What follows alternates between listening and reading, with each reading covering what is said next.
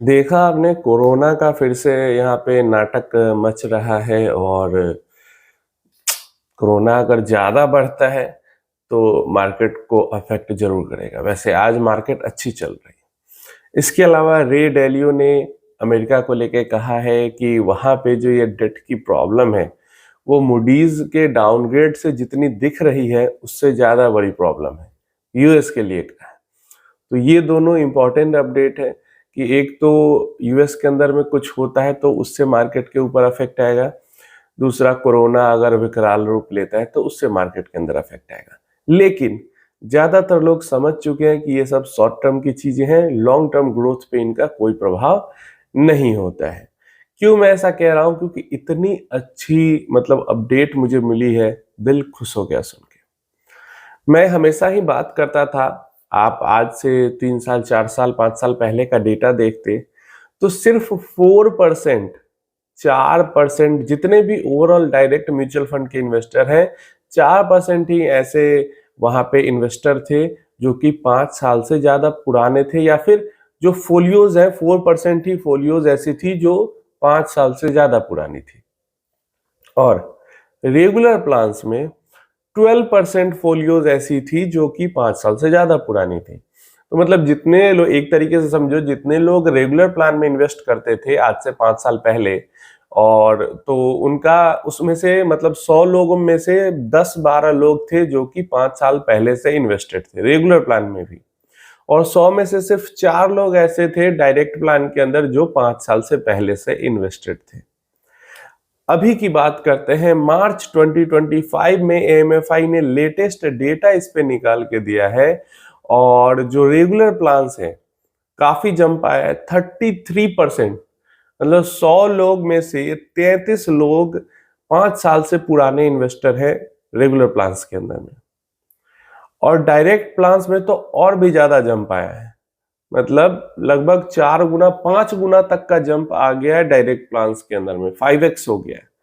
19% जो इन्वेस्टर है वो 5 साल से पुराने हो चुके हैं, क्योंकि 19% फोलियो जो है वो 5 साल से पुराने हैं। तो पिछले 5 सालों में ये चेंज हुआ है कि रेगुलर प्लान 12% से बढ़ के 33% पे चला गया है, और डायरेक्ट प्लान 4% से बढ़ के 19% पे चला गया है।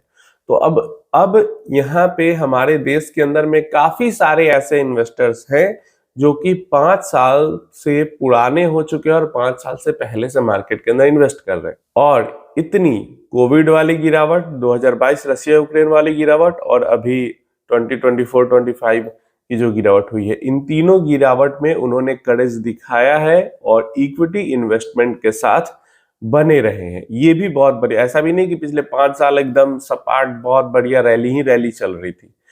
इतना मतलब डेंजरस माहौल होने के बाद भी मार्केट के अंदर में टिके रहे हैं और इन्वेस्टर्स के अंदर ग्रोथ भी हुई है, तो ये काबिल तारीफ बात है।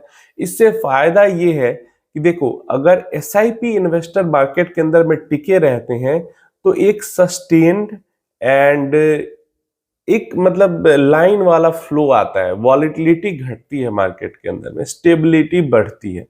क्योंकि जो एसआईपी इन्वेस्टर होते हैं वो तो एक तरीके से अपना पैसा डालते जा रहे हैं, हर महीने डालते जा रहे हैं, हर महीने डालते जा रहे हैं। ऐसा तो नहीं अभी डाला फिर निकाल लिया, फिर डाला फिर 5 महीने बाद डाला फिर निकाल लिया, ऐसा तो होता नहीं है। तो जब ये सस्टेन्ड फ्लो आता है, एक लाइन में फ्लो आता है, तो मार्केट को एक सपोर्ट मिलता है। और हमने देखा है कि इतनी ज्यादा गिरावट होने के मतलब इतना ज्यादा एफआईआईज की सेलिंग होने के बावजूद ऑल टाइम लो पे एफआईआईज की होल्डिंग चली गई। एक एक दिन में 10-10 हजार करोड़, 20-20 हजार करोड़, मतलब एक एक महीने में 1-1 लाख करोड़ की एफआईआई सेलिंग किए हैं।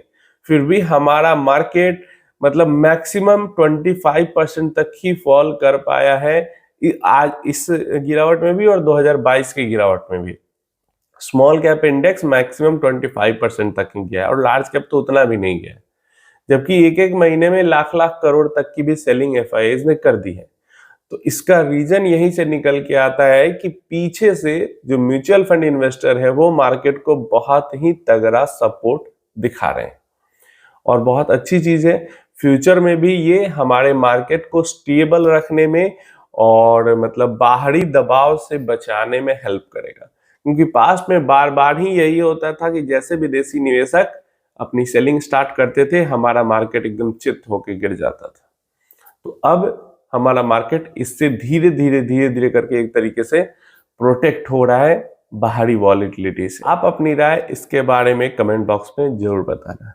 अब यहाँ पे हमसे एक क्वेश्चन किया गया है कि 5 साल तक SIP करनी है और उसके बाद SWP करनी है, तो कौन से बेस्ट फंड हो सकते हैं। तो देखिए, 5 साल तक के लिए ही आपको अगर इन्वेस्टमेंट करना है तो यहाँ पे proper small cap and proper mid cap के अंदर इन्वेस्ट करना तो मतलब बहुत वॉलेटिलिटी को आप न्योता दे देंगे, तो ऐसा करना तो सही डिसीजन नहीं होगा। यहाँ पे फ्लेक्सी कैप फंड 5 साल के टाइम पीरियड के लिए फ्लेक्सी कैप फंड बहुत ही एक सूटेबल यहाँ पे ऑप्शन हो जाता है कि 5 साल तक जम के SIP की जाए उसके अंदर, एंड देन 5 साल के बाद उसके अंदर से SWP की जाए।